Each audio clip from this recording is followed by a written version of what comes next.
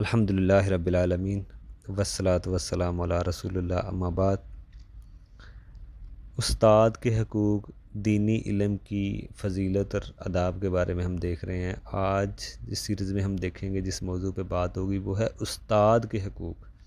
देखिए, सबसे पहली बात समझी जाए कि तालिब इल्म को चाहिए कि वो उस्ताद का इंतखाब के लिए खूब जांच पड़ताल करे कि वो इल्म किस से ले रहा है।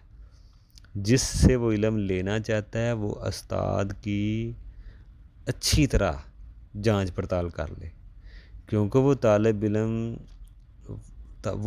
इल्म पर शफ़क़त से पेश आए।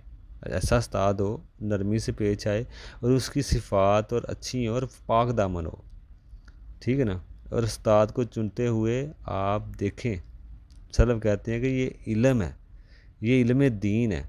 बस देख लो कि तुम अपना दीन किससे ले रहे हो, ठीक है ना। तो ये बात है कि आप जिससे इल्म हासिल कर रहे हैं वो दीन है, तो ज़ाहिर बात है आप जिससे इल्म हासिल कर रहे हैं तो वो ज़ाहिर बात है आप उस पे अमल भी करेंगे। तो अगर कोई उसने ऐसी बात बता दी तो वो आप खिलाफ़ शरी, तो वो उस पे आप अमल भी करेंगे, क्योंकि वो दीन समझते हैं, आप दीन आप सीख रहे हैं। इसलिए खूब जांच पड़ताल कर लें कि तुम किसी शख्स को अपना दीन ले रहे हो, इल्म ले रहे हो, समझ लें अपना दीन ले रहे हो। तो इसलिए अच्छी तरह अपना जांच पड़ताल करके और देखें कि वो सही किताब व सुन्नत के मुताबिक अमल कर रहे हैं।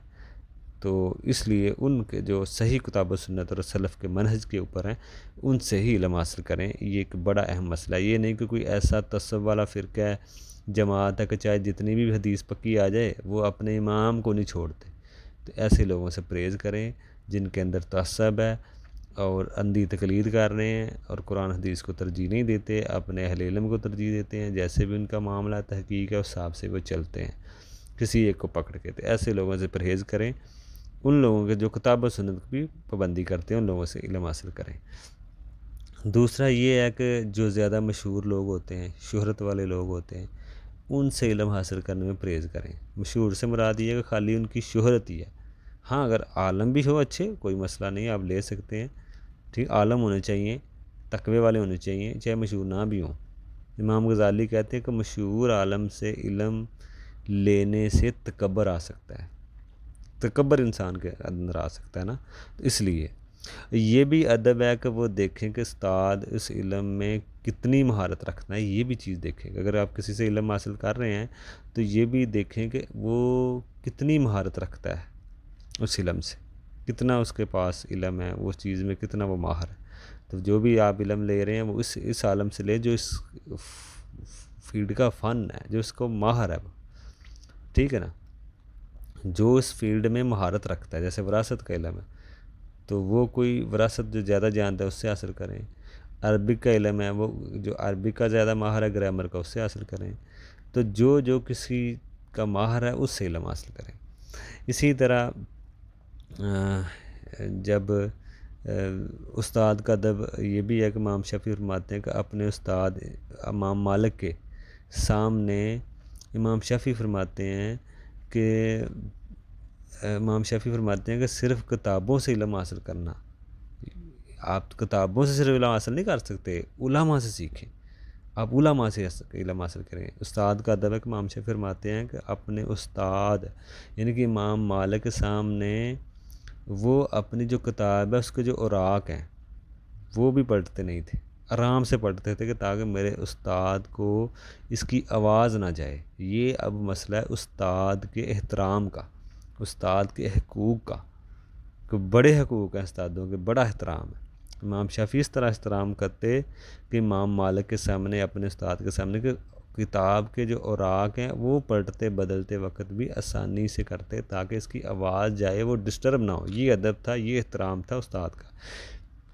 इसी तरह इमाम शाफ़ी के शागिर्द कहते कि मेरी ज़रूरत नहीं थी कि मेरे उस्ताद इमाम शाफ़ी के मैं सामने पानी भी पीऊँ, क्योंकि ये इमाम शाफ़ी की एक हैबत थी शागिर्द के दिल में। तो इतना वो लोग उलमा का एहतराम और अदब किया करते थे।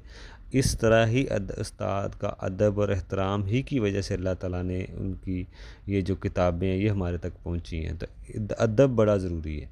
अदब के ज़रिए ही इल्म आता है। जब आप अदब देखेंगे, आदाब देखेंगे और मकाम देखेंगे तो फिर आपको इल्म की अहमियत भी आपको पता चलेगा और आपको अल्लाह इल्म भी अता करेगा। इसी तरह इसी तरह उस्ताद का ये भी एक अदब है कि ये ना आप कहें कि आप उस्ताद से मतलब दूर हो कि उसको ना पुकारें।